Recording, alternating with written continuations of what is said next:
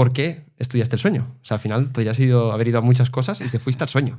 Bueno, porque la vida yo pienso que son muchas casualidades o situaciones que pasan por delante de tu vida, ¿no?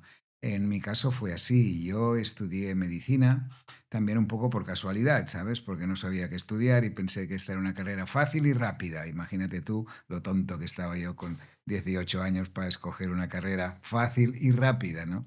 Pero bueno, me gustó mucho y después cuando terminé, la especialidad que me gustaba y que al final conseguí hacer era la de neuropediatra, es decir, pediatría, pero estudiando básicamente los casos de niños con problemas neurológicos, ¿no?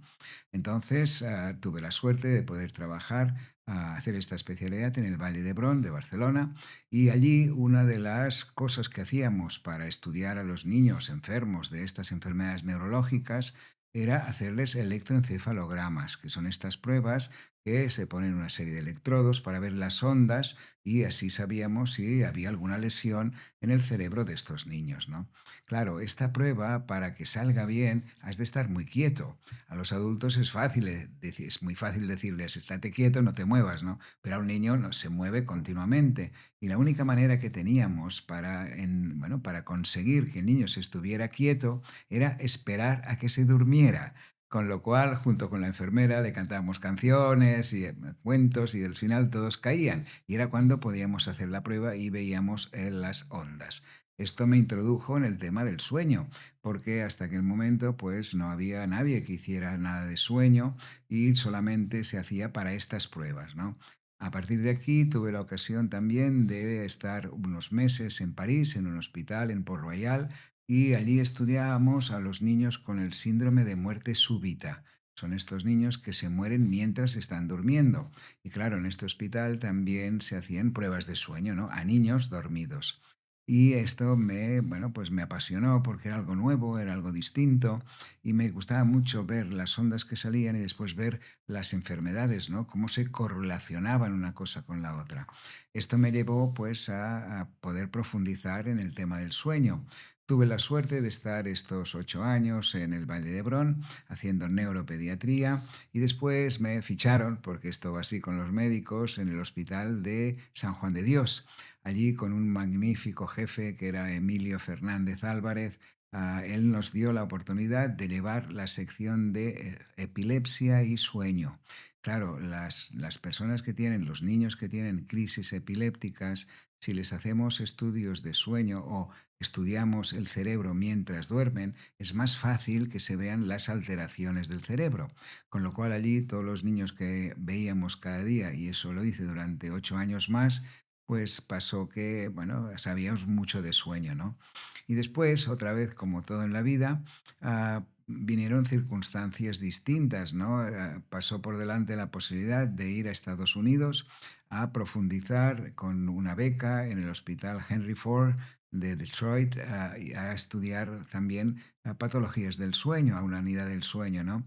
Y como, bueno, pues como me gusta siempre las cosas nuevas, pues el hospital, pues muy gentilmente me dejaron ir y estuve allí un tiempo para sacar lo que es la especialidad de medicina del sueño. Cuando regresé ya dejé el hospital, dejé la vida hospitalaria, dijéramos, y me dediqué básicamente a la clínica del sueño, ¿no? Formamos nuestra propia clínica y esto fue en el año 89. Y hasta ahora, pues llevamos, bueno, todavía recuerdo cuando empecé, era, bueno, un novato, no había nadie más, ¿no? Confiaron mucho en mí los doctores de Sheus, José María de Sheus, que era el jefe de la clínica de Sheus, y entonces él nos llamó a mí y a la doctora Consuelo Almenar, que los dos habíamos estado en Estados Unidos, para que organizáramos una unidad de sueño, ¿no?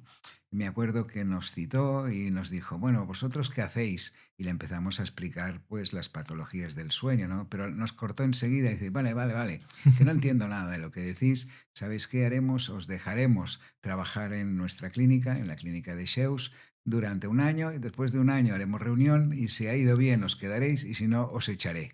Así fue como empezamos, ¿no? Y todavía me acuerdo, el primer mes yo creo que visité a 6 personas. O sea, yo llegaba allí a las Dios, 9 de la mañana, me ponía con el ordenador estudiando y 8 pacientes solo, ¿no? Ahora llevamos más de 70.000 personas madre en todos mía. los lugares donde tenemos clínicas, ¿no?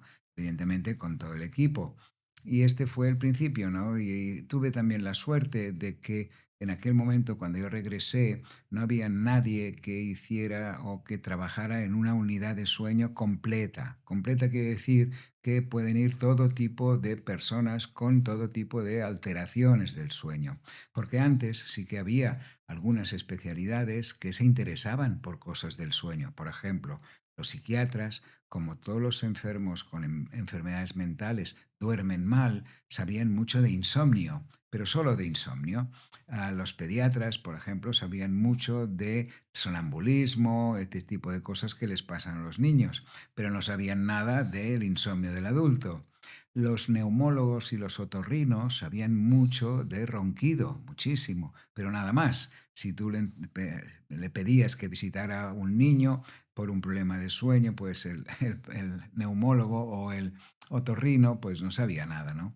En cambio nosotros en Estados Unidos nos formaron de forma global, es decir, hacíamos 2 meses de una especialidad, mira, estudié desde psiquiatría, farmacología, neumología, otorrino, todo lo relacionado con el tema del sueño. Y esto me permitió que cuando regresé a España con esta compañera pudiéramos abrir esta unidad de sueño y por esto fuimos pioneros. De hecho, es la primera unidad de sueño que ha existido en España y bueno, después hay muchas más, ¿no? Pero tuvimos la suerte de ser los primeros. Claro, entiendo que hoy en día cada vez se va conociendo más, pero en aquel momento fue algo como radical.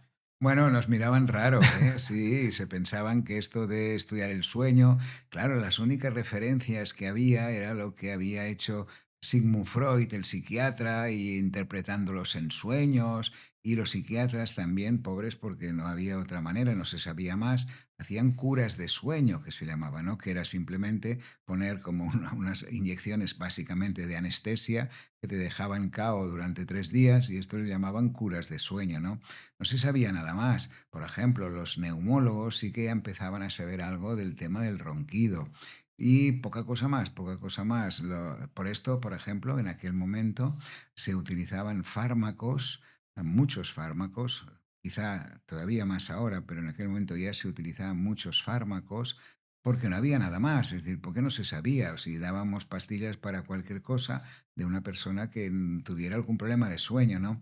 Y en cambio ahora pues sabemos muy bien que, por ejemplo, las medicaciones o las pastillas no son ni buenas ni malas, sino que están bien empleadas o mal empleadas. Y sí que hay patologías o alteraciones del sueño que se pueden beneficiar de un tratamiento farmacológico, pero otras no, ¿no? Por ejemplo, la persona que duerme mal porque se toma 20 cafés y 20 colas, pues aquí lo que hay que decirle es que no tome el café y no darle una pastilla para dormir.